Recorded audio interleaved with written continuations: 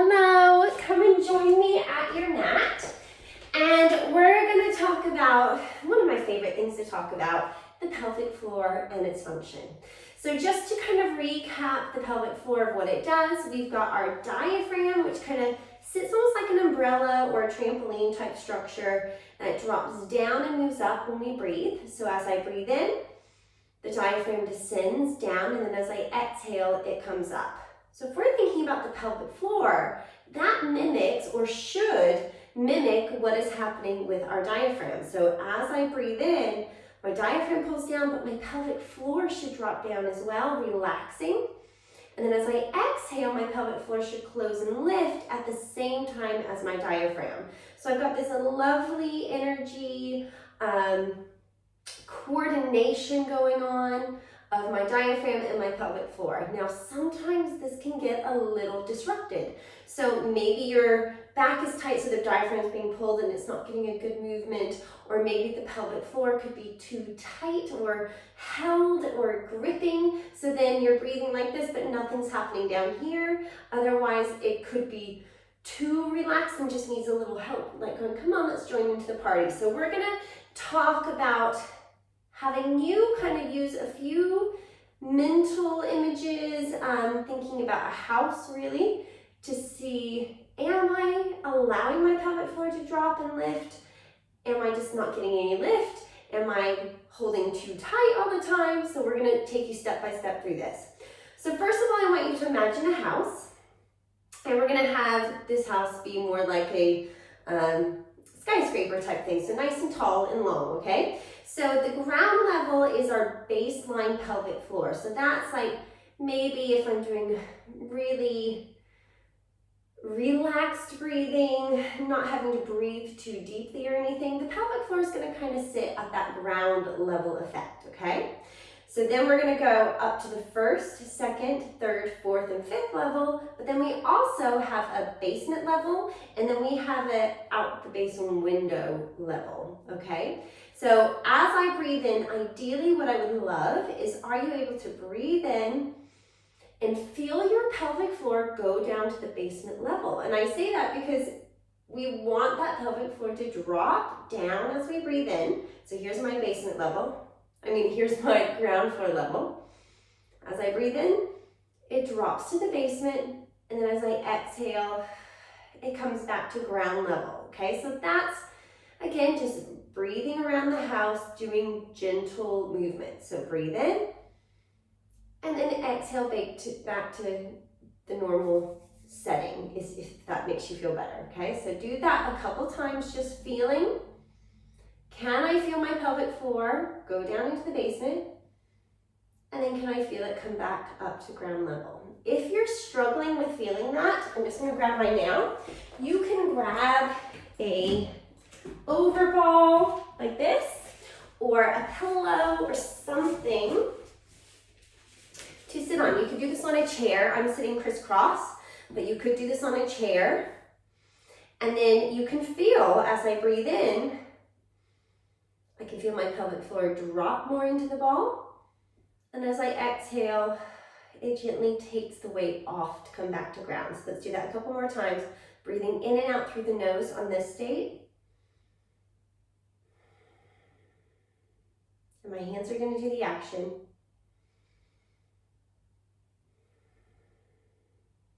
And then one more.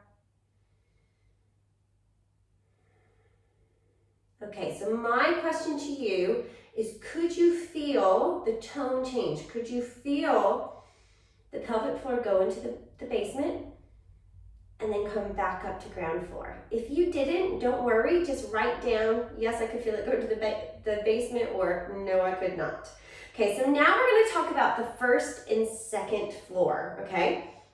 So these are the contraction muscles of the sphincter. So we have superficial layers of the pelvic floor, and then you have the more deep muscles of the pelvic floor. So the superficial ones are the ones that close the openings around that urethra, around the rectum, around the vagina, and that's the kind of just closing sphincterish type muscles, and then relaxing. So see if while you're sitting here, if you can take a breath in, feel everything drop to the basement, And then as you exhale, come back to baseline, and then see if you can just gently close, and it's very gentle, close the front and close the back, almost just like a little circling, enticing, okay? So this is not a big contraction. I always say to people, it's about 10% of your contraction, so not big.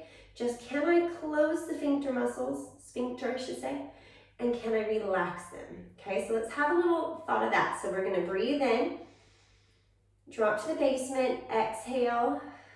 Then when I get to the first floor and second floor, that's closing of those superficial muscles. I had someone once say, someone was thinking of, like, you know, fish when they eat off the bottom, they just kind of go whoop, whoop, just a little bit like that. It's that idea, just closing gently and then relaxing, okay? So, and if you notice, if you put your hands on your tummy, and well, one on your stomach, one on your back, take a breath in. As everything drops to the basement, this should go soft. And then as I exhale, there shouldn't be a lot of movement in that contraction as I just get to level 1 or level 2 of that house, okay? So let's do a couple breaths together like this. Again, more just being curious of how your body does this and really watching that the glutes don't start to want to kick in as you close those superficial muscles, okay? So here we go. Sitting tall, because our body likes to be sat tall, it works better. Breathing in, get into the basement, exhale, closing gently to the first and second floor, and then relax. Okay, we might need to do a little wiggle in between. Okay, so let's do this again. So breathing in, drop to the basement floor, I start to exhale, I get back to ground floor level, and then I start to close level 1 and level 2, or maybe I should say floor 1, floor 2, and then relax. And I like to do this relax in between, particularly if you're someone who holds a little too much tone or tension into the pelvic floor muscles, because good chances are you're never really letting go of it anyway, okay? So now we're going to go up to level 3, 4, and 5.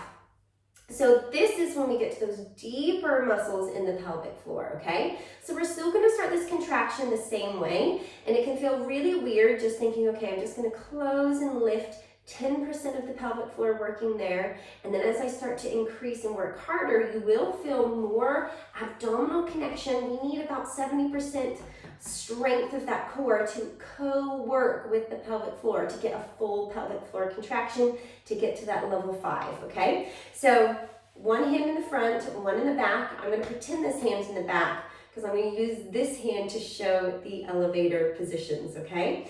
So as I breathe in, I drop to the basement floor, and then as I exhale, I start to come up, closing the sphincter. I'm on 1, level 2, and then I feel my abs drawing in, getting that full lift up to level 5, and then relax. Could you do it? Let's do this a couple times just so you can kind of get that feeling. Breathing in, basement level, exhale, closing just the sphincters. Let floor 1, floor 2. Take another breath in if you need to, just a little one. It might drop down a little bit. And then close the sphincters to come up, up, up, up, up. Feel how the stomach starts to kick in, and just double check that your booty hasn't. And then relax. Oh goodness, were you able to drop the pelvic floor all the way down to the basement, okay?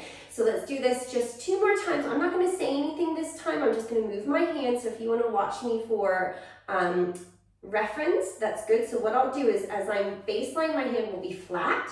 As I go to the basement, I'll drop it down, and then as I come up, when I start to close, I'm just gonna make a fist, and then I'm gonna lift for 3, 4, and 5, okay? So you can kind of go along with me on that feeling, okay? So here I go. Deep breath in.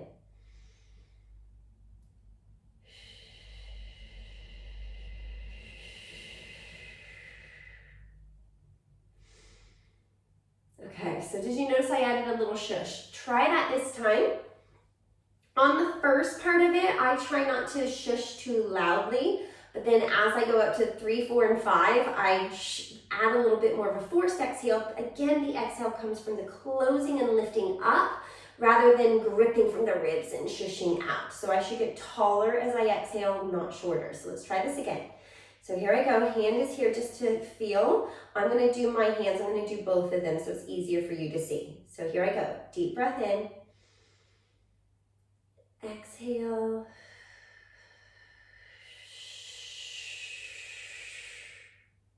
Hold it, hold it, hold it. And then relax. Were you able to feel that coordination now starting to happen?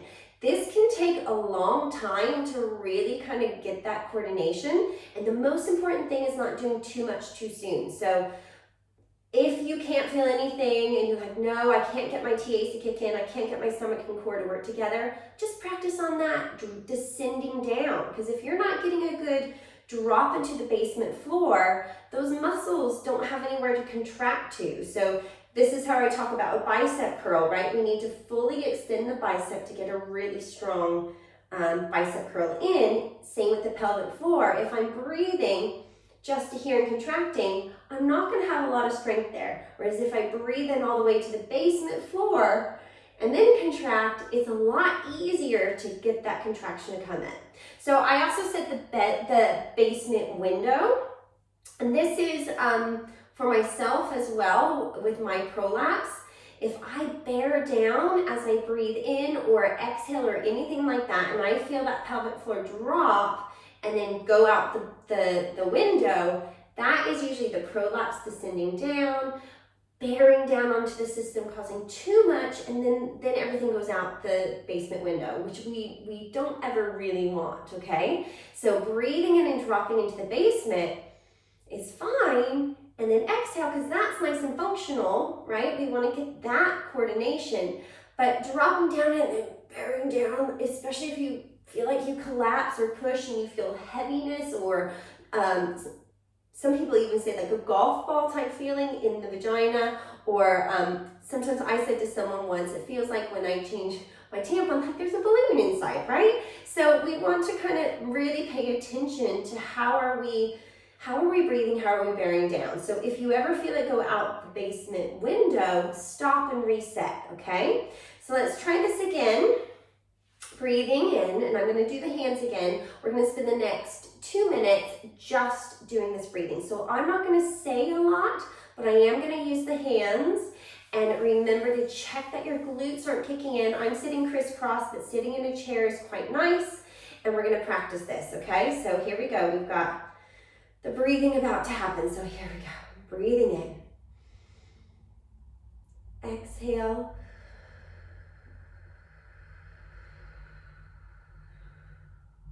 Hold it, and then relax. Okay, number 2.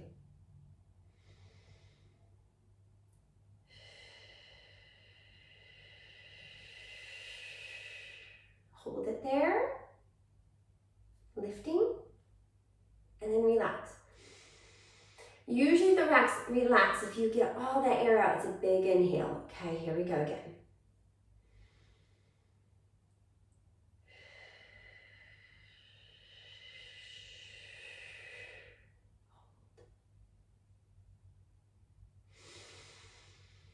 And again, here we go.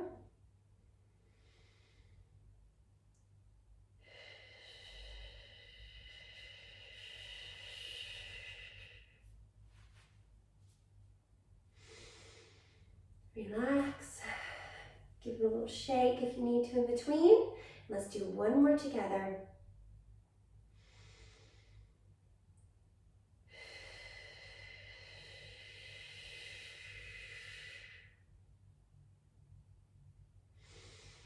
And relax. Okay, so here is the deal now. This is what I want you to go away and do as you practice this. Do I feel any time like everything's going out the basement window?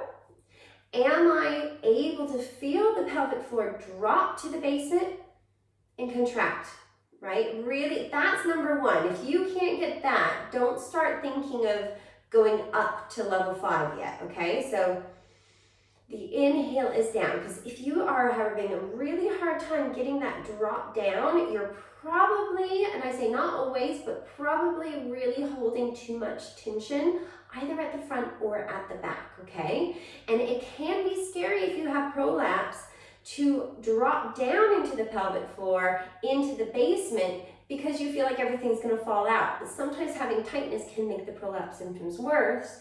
And then by working on this breathing, I've had women say, oh my goodness, I feel 80% better just by relaxing the pelvic floor and getting that normal contraction to come back in. So try not to be worried about that, especially if you are somebody who suffers with prolapse, okay? So once we get that breathing in, dropping to the pelvic floor, and then contracting to our ground level, then really start to focus on that 10%. It's tiny, tiny, 10%. Can I close the sphincter muscles? Can I close them and weave them together? And it's just closing the doors, really, if you think about it, the front and the back equally, and then relax that into the basement. You go to ground level, then you close the doors. And then once you get that really good contraction without too much core and no glute activation, then you can start to see, am I now able to allow my tummy muscles to assist me to lift internally up, up, up. This is where the pelvic elevator can sometimes be a really good visual as well for that part, to come all the way up, and then relaxing again all the way back down to the basement. So you saw me kind of wiggle a little bit in between each exercise.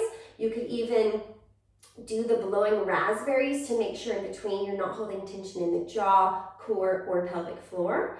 And then the next step with this is to try it in different positions.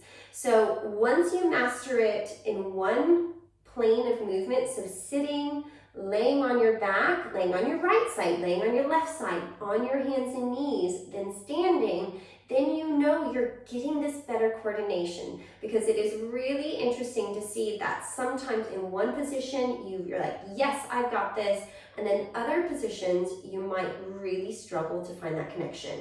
And we need to find it in all, because we move in all positions. We have daily lives where we're constantly on our side, hands and knees, standing up, laying down. So if we have one area that's kind of a weak link for that, it can be really frustrating in your healing to kind of continue. So have a little think with that. If you find you just need a little help getting that strength, let me know. Or if you feel like, no, Lindsay, I've been doing this for a little while and it's just not working, I'm not able to get that strength, let me know that as well.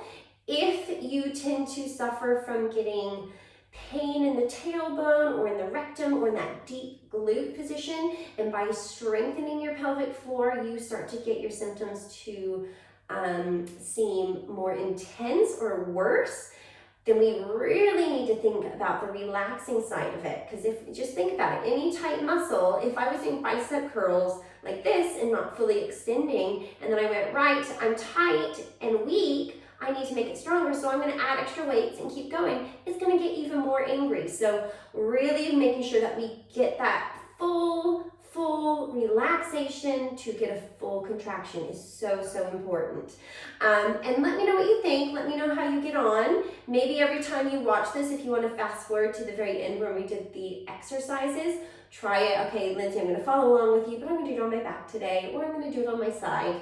And I can't wait to see what happens. So let me know, and happy pelvic floor house lifting. All right? Bye, you guys. Talk to you soon.